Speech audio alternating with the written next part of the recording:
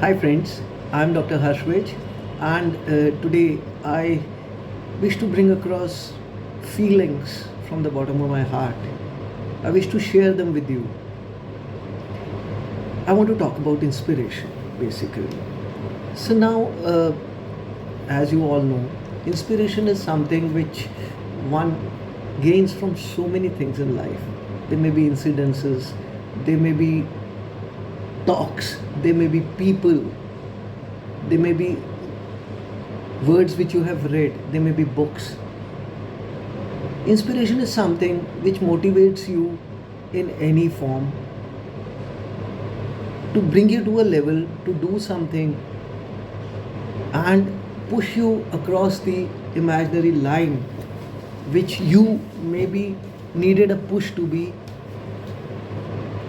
able to get across. Now, this talk which I want to present in front of you is basically in form of a small story.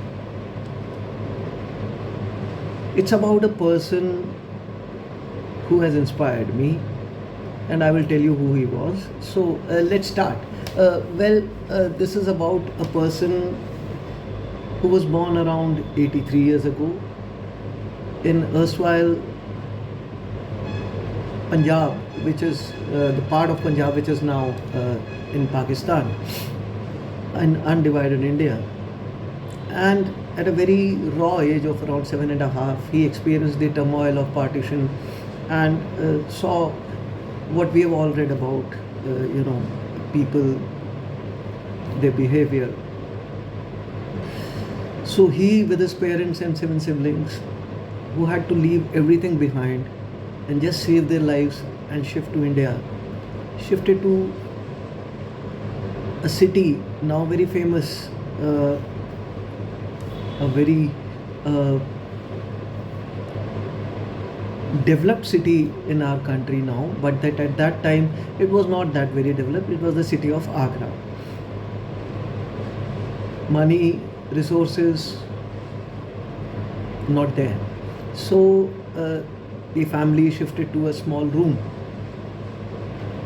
5 children, father and mother, started a small business and tried to live life on a daily basis. Now, this child, even at that age of around 7.5, 8, had the power to dream, had the ability to dream and dream big. Big for him, I would say. He wanted to attain something in life. And at that point, what caught his imagination and what became his aim was to become an army officer and serve his country. For this, he knew he had to do 2 things. He had to physically be fit and to study. Now, in a one-room house, he didn't have many resources. So he used to sit under the street light in front of his house and study there in the nights. He used to run and exercise every morning to make his body fit to be able to join the army. He labored a lot. He worked with his father also. He studied also. And when he was in college, he got into the National Cadet Corps, that is NCC. And he took a liking for the sport of rifle shooting. He won the trophy of the best NCC shooter during his college times. And when he appeared for his Indian Military Academy exam, he got through that exam. And he was selected to become an officer in the Indian Army.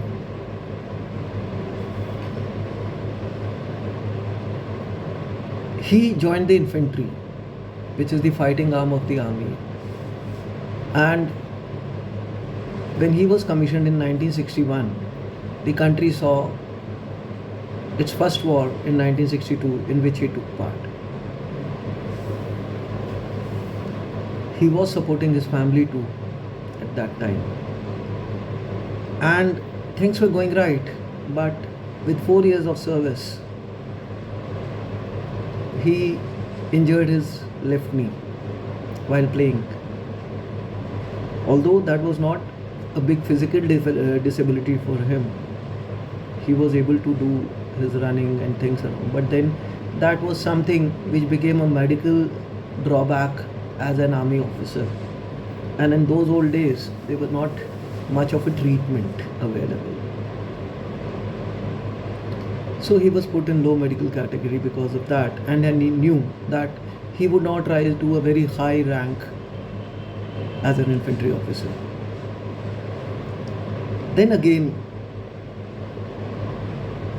as he had never learned to give up, he thought that what else could he do? And then he remembered he had been a very good shooter throughout his academy days and before that in the NCC times. So he picked up that shooting sport, now in the pistol department once again.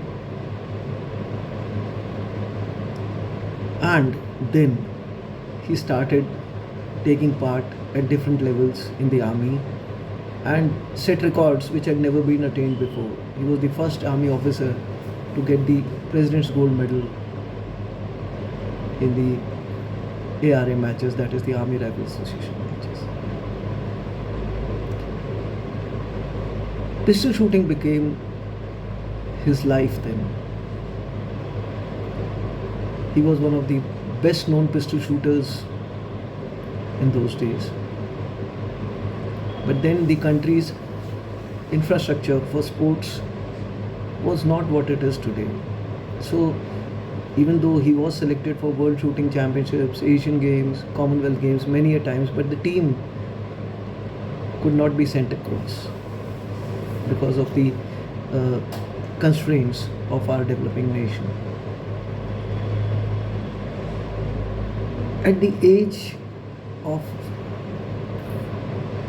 43,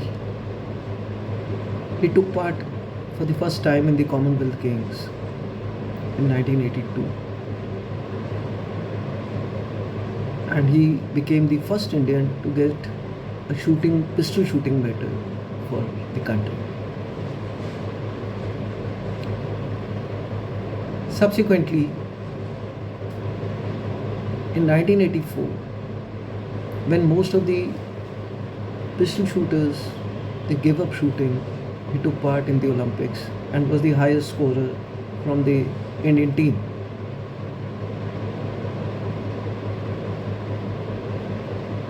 At the age of 47, the Karam Yogi that he was, while practicing on the shooting ranges, he had a massive heart attack and he passed away. Now, what I want to tell you from this story is, the first thing is, this is a story of my father. We all look up to our parents, and all our parents are our heroes in life. They are the ones who inspire us. But if I look at this story of my father, I find that a person from a very humble beginning could think of rising in life and attain laurels which others would not be able to attain even with the best of facilities, and then cross the constraints of life and the hindrances which came in his way as far as his career was concerned, and divert his energies into something which became fruitful. So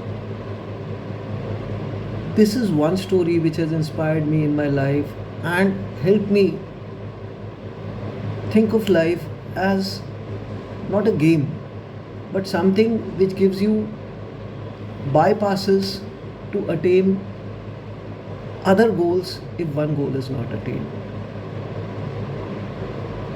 Now, coming to the book which we have written, you would find that in many of our poems, which me and Dr. Shilpi my co-author and my classmate from medical college have written, we have tried to put across this feeling along with other emotions and feelings which we have experienced in life to you, for you to enjoy and in some way get inspired by our stories. Looking forward to a good reading from your side and your feedbacks. Thank you so much.